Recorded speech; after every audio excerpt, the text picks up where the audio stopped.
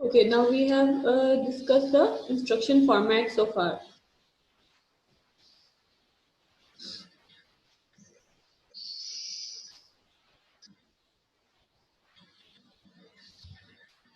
Now, moving forward, we will now discuss the instruction types and some design issues.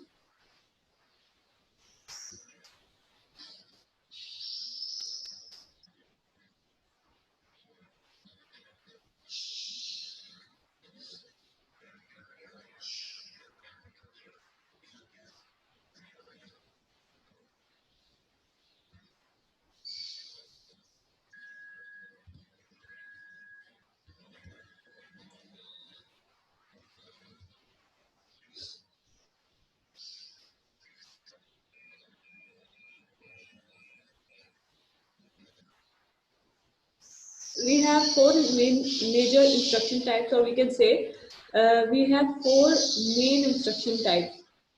We were discussing the instruction set in which we discussed कि how will be the instruction format. Instruction format हमारा किस तरह का होगा?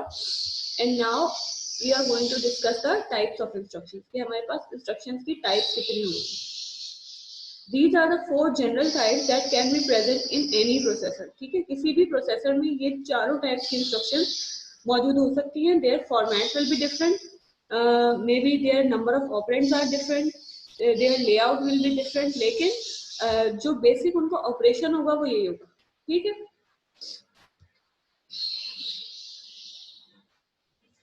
Okay, let me speak a bit loudly.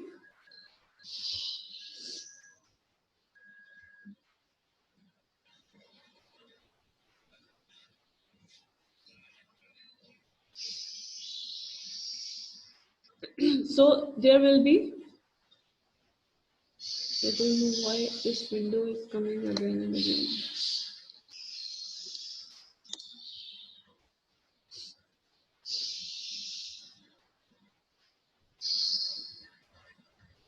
Yeah, I will also provide the lecture.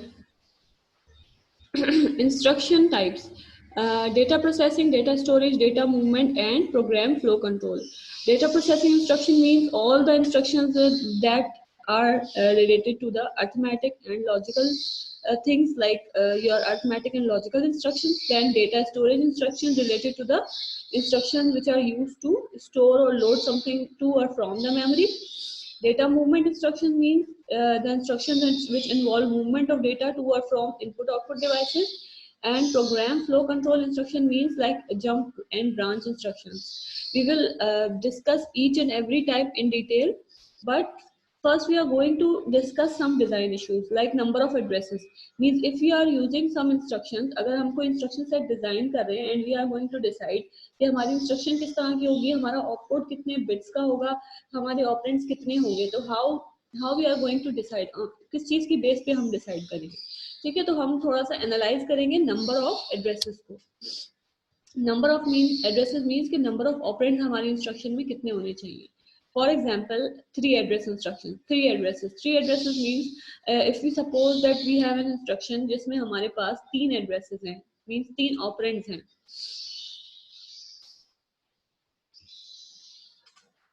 तीन operands है, तो उसका क्या मतलब है कि operand one, operand two and operand three. Operand one and two are used as source and destination, source and destination, and this is the result operand. The third one is the result operand. Means if you are going to add b and c, so b and c will be added and the result will be put into the operand a, mean some other memory location. वैसे normally हम क्या कर होते हैं, जब हम to address instructions की बात करते हैं तो हम कहते हैं कि a is equal to a plus b. सही है, या हम कहते हैं b is equal to a plus b, कि एक हमारा सोर्स ऑपरेंड है, एक हमारा डेस्टिनेशन है. इन दोनों पे ऑपरेशन जब परफॉर्म हो जाएगा तो जो इनका रिजल्ट है वो किसी एक में स्टोर हो जाएगा. जैसे कि हम लिखते हैं कि let me annotate here.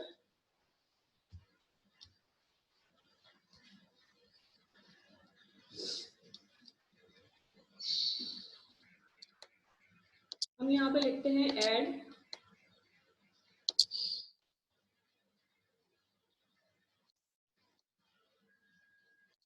a comma B. ये तो हमारा हो गया टू ऑपरेंड इंस्ट्रक्शन। अगर हम ऐसे लिख दें यहाँ पे इसकी जगह पे ऐड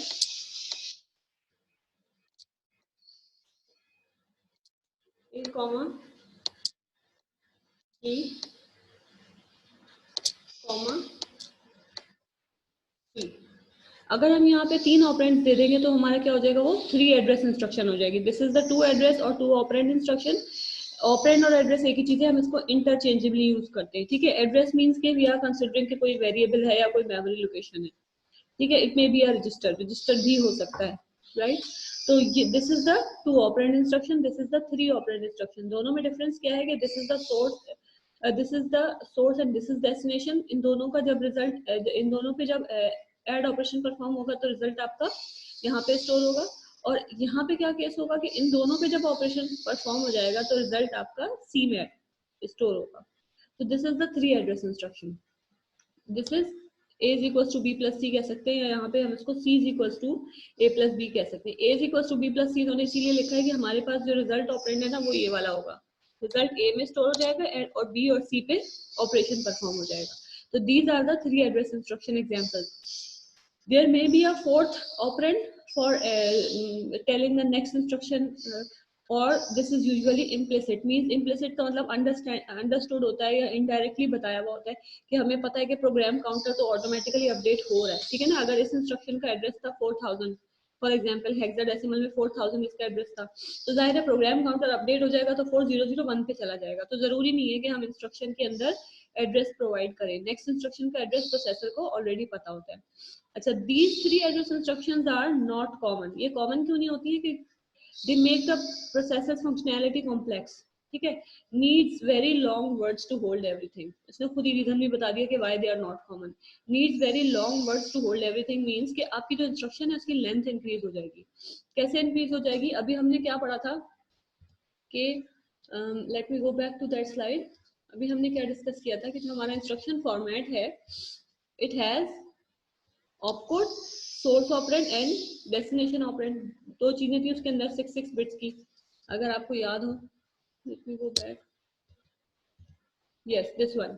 ठीक है, तो हमने क्या पढ़ा था कि ऑपकोड है, ऑपरेंड रेफरेंस है, ये भी ऑपरेंड रेफरेंस है। अगर हम कहें कि हमारे पास 3 एड्रेसेस है तो हमें 6 बिट का एक और ऑपरेंड रेफरेंस यहाँ पे ऐड करना पड़ेगा। इसका मतलब कि हमारी जो इंस्ट्रक्शन है वो 22 बिट्स की हो जाएगी if we are going to use 3 operands. तो क्या हुआ, हमारी इंस्ट्रक्शन लेंथ इंक्रीज हो गई। अब जब इंस्ट्रक्शन लेंथ इंक्रीज होगी तो ऑब्वियसली वो मेमोरी में भी ज्यादा स्पेस को ऑक्युपाई करेगी। अब जब ज्यादा स्पेस ऑक्युपाई करेगी तो उसको मेमोरी से फेच करना भी टाइम कंज्यूमिंग होगा। ठीक है, तो this is the reason that 3 address instructions are not commonly used.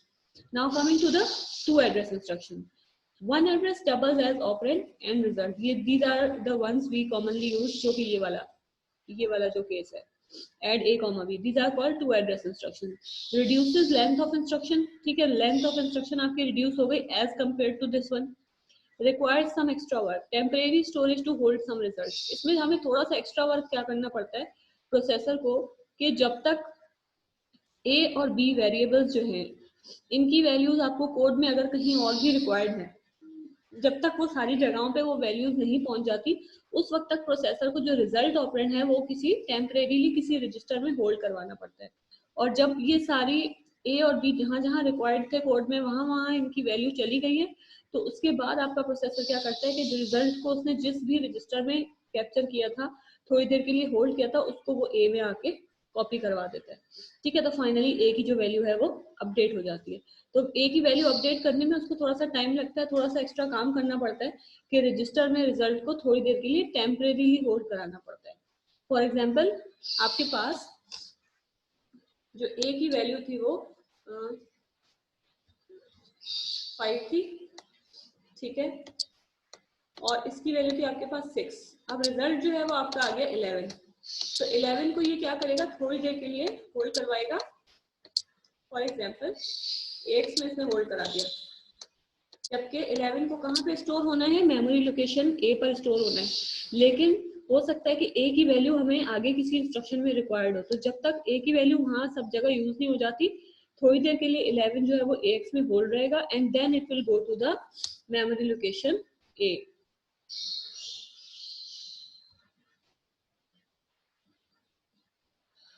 Okay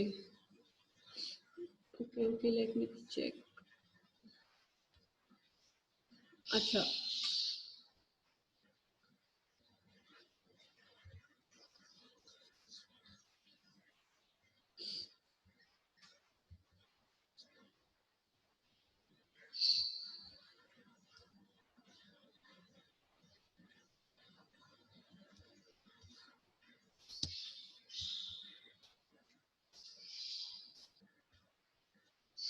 okay, I am also recording these lectures. असल में ऑडियो का जो इशू है बेटा, I don't know why it is coming, लेकिन I am also recording the lectures, I will provide you, but keep trying भी, आप थोड़ा सा ये भी अटेंड कर लें, और अगर फिर मैं आपको रिकॉर्डिंग भी सेंड कर देती हूँ तो फिर आप उसको भी देख लीजिएगा। Now coming to the one address instructions. One address instructions में हमारे पास क्या होता है कि implicit second address, usually a register which is accumulator, and it was common on early machine. One address instructions जो है वो अर्ली मशीन्स पे थी। अब जो प्रोसेसर थे उनमें वन एड्रेस इंस्ट्रक्शंस इसलिए कॉमन नहीं है कि we don't have the accumulator, बल्कि एक्यूमुलेटर की जगह हमारे पास there are many general purpose registers. तो पहले क्या होता था कि एक ही रजिस्टर होता था जो एक्यूमुलेटर होता था। तो हम इंस्ट्रक्शन को इस तरह कर देते थे कि अगर हमने फॉर एग्जाम्पल कोई वन एड्रेस इंस्ट्रक्शन दे दी है, यानी कि एक ही ऑपरेंड दे दिया है, तो प्रोसेसर दूसरे ऑपरेंड को अंडरस्टूड ले लेता है कि दूसरा ऑपरेंड जो होगा वो एक्यूमुलेटर में होगा। ठीक है, तो लेकिन उस वक्त क्या होता था कि एक ही रजिस्टर था तो वो एक्यूमुलेटर को कंसिडर कर लेता था। यूजुअली हम वन एड्रेस इंस्ट्रक्शंस को दूसरे तरीके से यूज करते हैं, जो जैसे कि हम स्टैक के लिए यूज करते हैं कि स्टैक में हमने कुछ पुश कराना है तो पुश ए कर दिया, या पॉप करवाना है तो पॉप बी कर दिया। पुश एंड पॉप इंस्ट्रक्शन जो स्टैक में यूज होती हैं, these are the one address instructions nowadays that are being used. तो उसमें जो है वो सेकंड एड्रेस तो इम्प्लिसिट होने की जरूरत नहीं होती, उसमें तो स्टैक के लिए एक ही एड्रेस देना पड़ता है कि स्टैक में आपको कोई चीज पुश करवानी है या पॉप करानी है। Then zero address instructions. There are some instructions which are zero address. Zero means कि there is no operand. कोई operand field नहीं होती उस instruction के अंदर, सिर्फ एक ही field होती है, that is opcode field. For example, अगर वो instruction है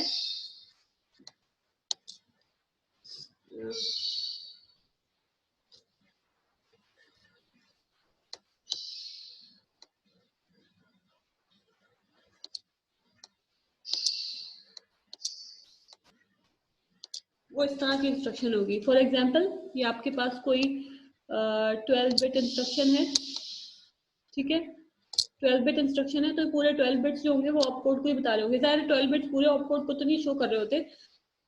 फॉर एग्जाम्पल समझे कि आप 6 बिट जो है वो आपके ऑपकोड को शो कर रहे हैं, and rest of the bits are showing some other status bits and parity bits and all those. तो क्या होगा कि आपके पास ऑपरेंड फील्ड होगी ही नहीं। ठीक है, इस तरह की जो इंस्ट्रक्शन होती है उसमें कोई ऑपरेंड फील्ड नहीं होती। These are called zero address instructions. So all addresses are implicit, means indirectly processor को पता होता है कि मुझे ये ऑपरेशन किस ऑपरेंड पे परफॉर्म करना है, तो उसमें हमें ऑपरेंड प्रोवाइड करने की जरूरत ही नहीं होती। For example push A push B, अब ये जो push A and push B है, these are the one operand instructions, जो कि मैं अभी आपसे बात कर रही थी, स्टैक के लिए हम यूज करते हैं। पुश ए का मतलब है कि स्टैक में आपने वेरिएबल ए को पुश कर दिया, पुश बी का मतलब है कि आपने स्टैक में वेरिएबल बी को पुश कर दिया। देन ऐड, अब ये ऐड जो है, this is the zero address instructions, means कि देयर इज नो ऑपरेंड, और अगर यहाँ पे कोई ऑपरेंड नहीं होगा तो processor will take it understood कि I have to add top two elements of the stack. जो आपने स्टैक में पुश किए हैं वो इस तरह अपीयर हो रहे होंगे,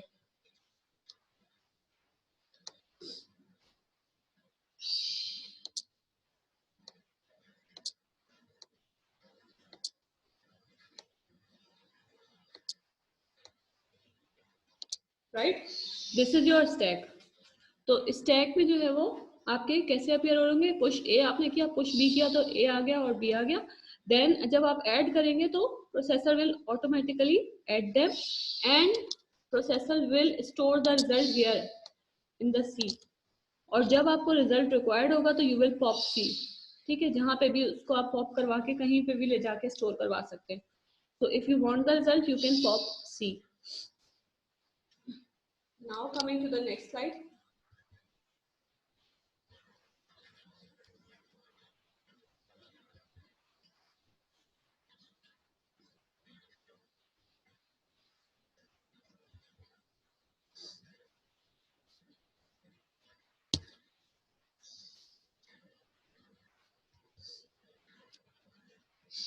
How many addresses?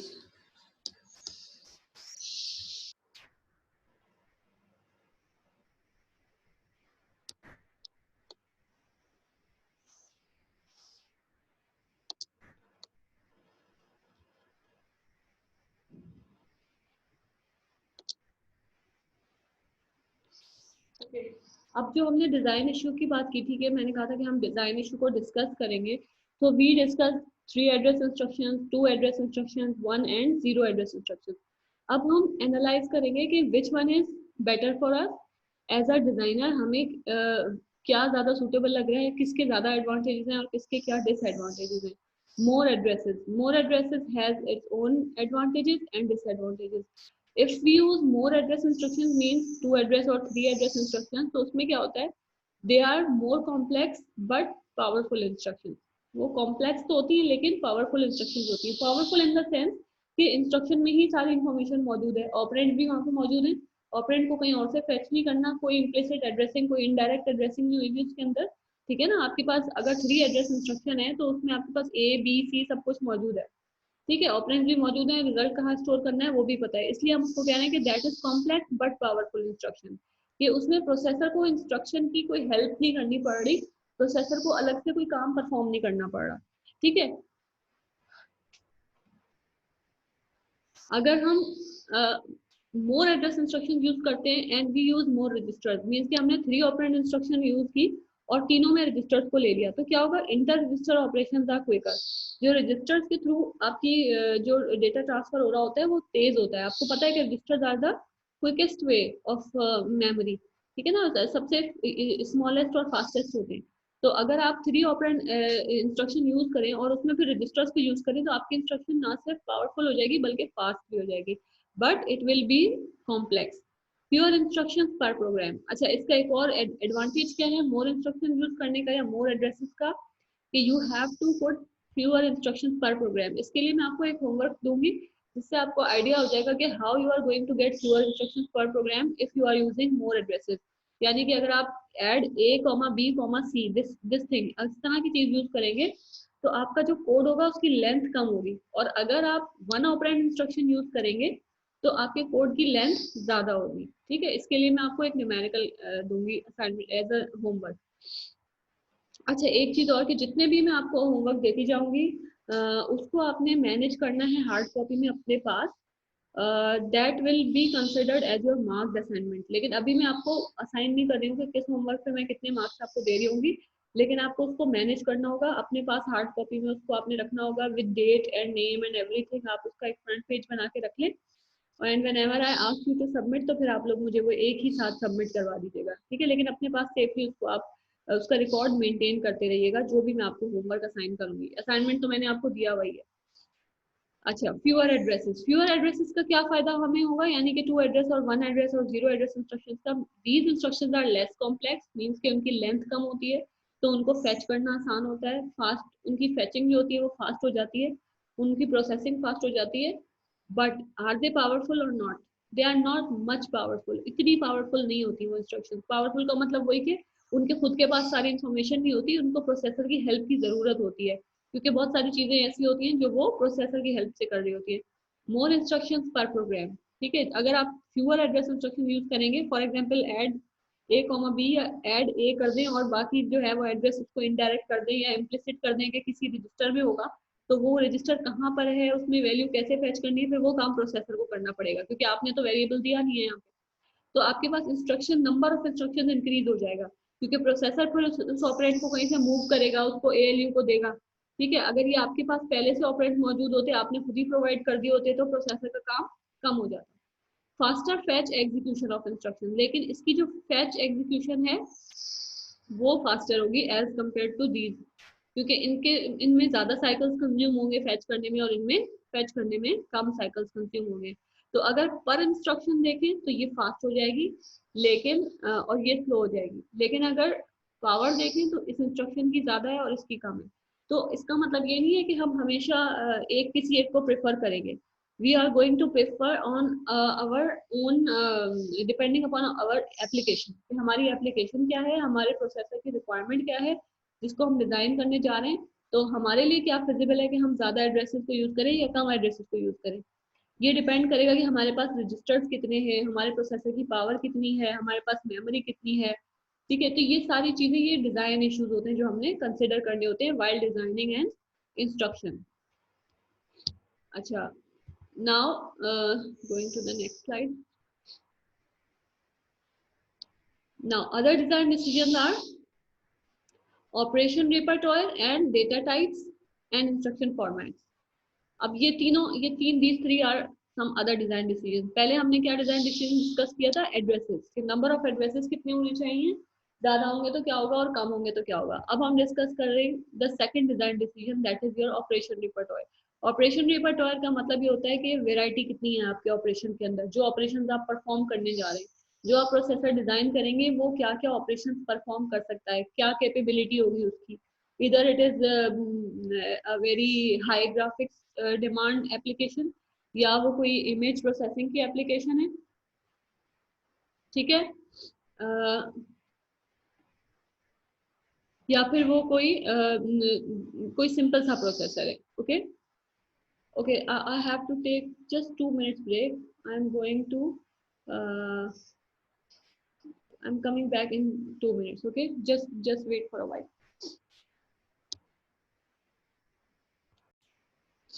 अच्छा, sorry for the interruption.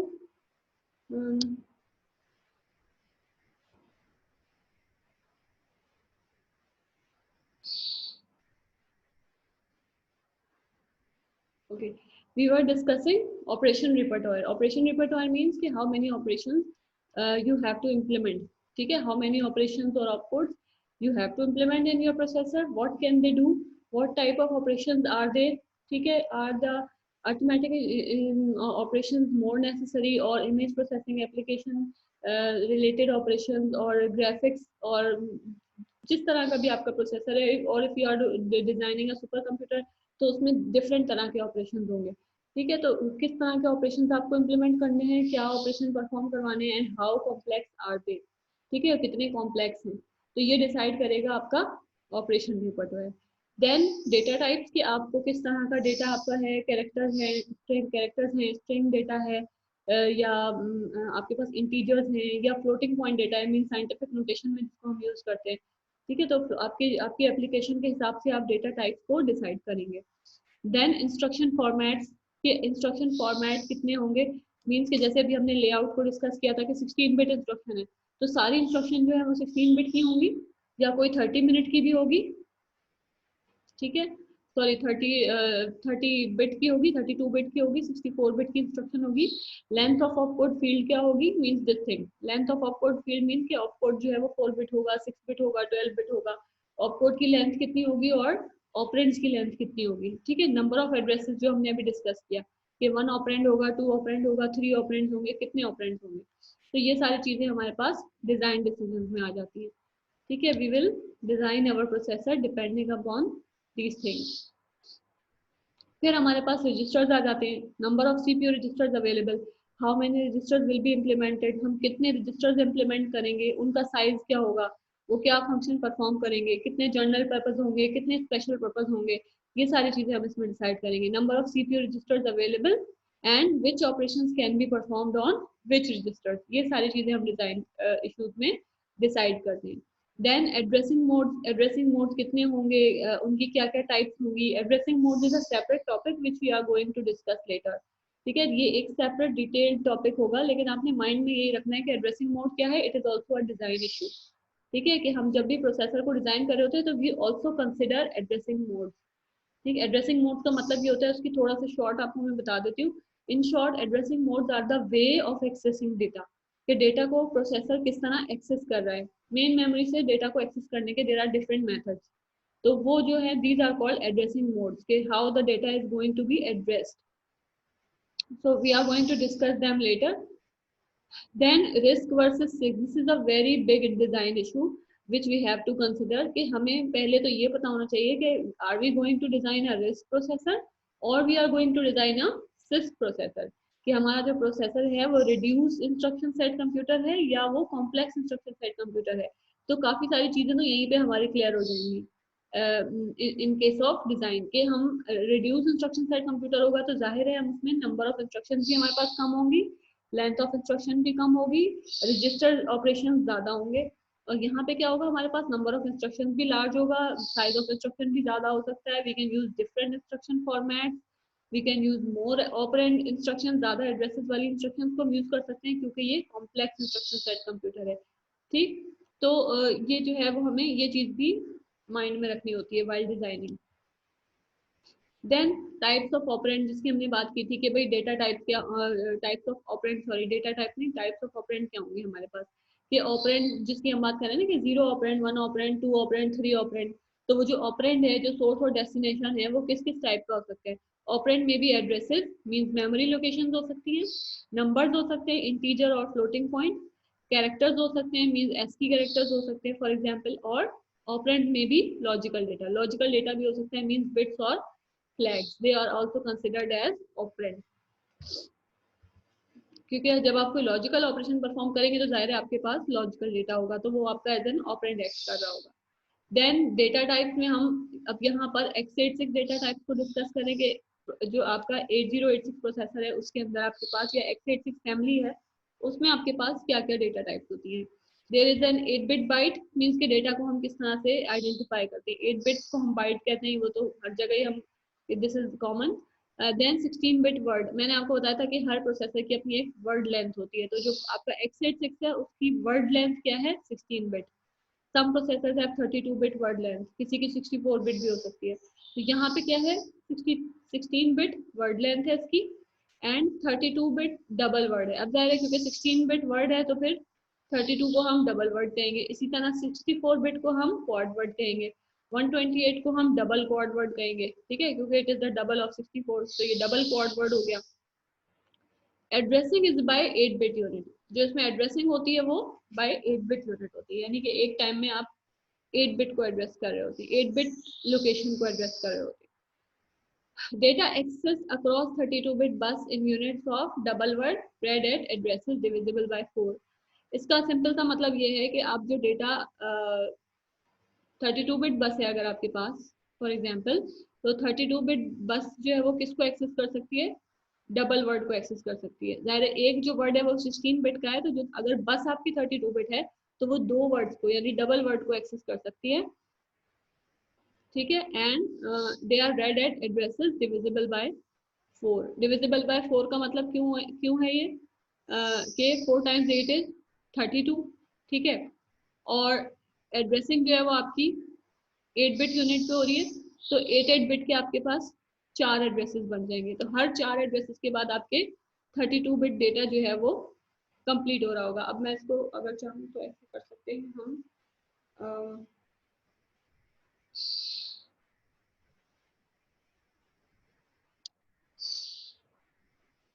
Addressing is by 8 bit unit.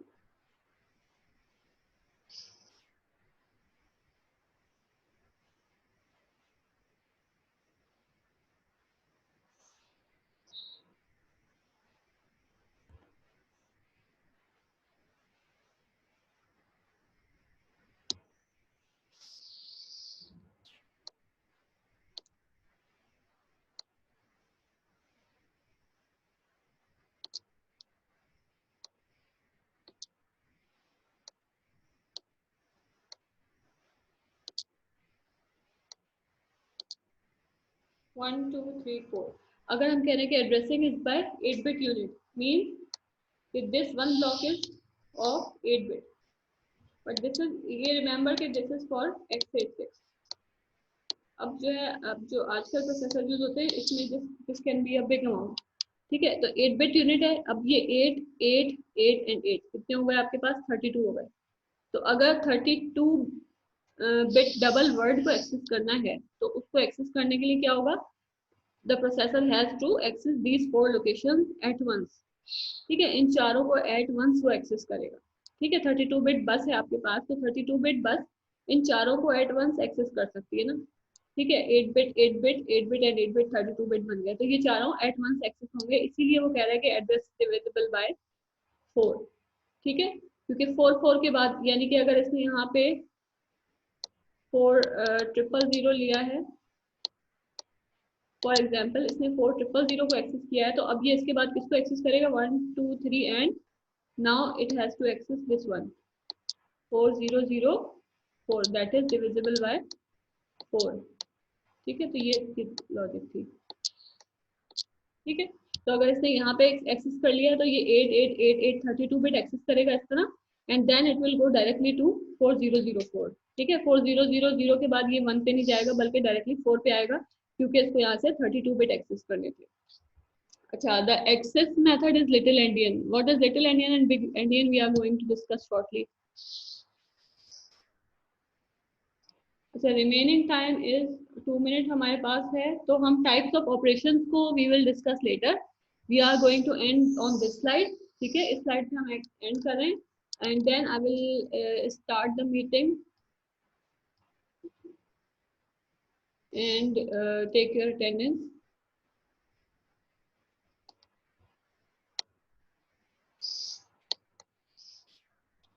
Just have a look at these data formats. x86 data formats. Data formats are byte, unsigned integer, word, unsigned integer. ठीक है, तो 8 byte 8 bit means 1 byte.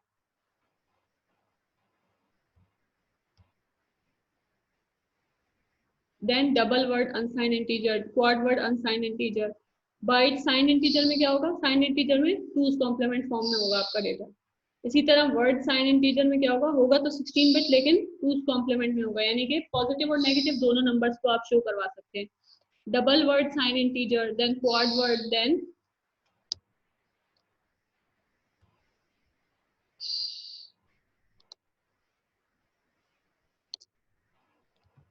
quad word sign integer, and then single precision floating point, double precision floating point and double extended precision floating point। इसमें सिर्फ ये show किया हुआ है कि क्या डेटा, कौन सा डेटा कितने बिट का होगा और उसमें क्या क्या फील्ड्स होंगे। ठीक है,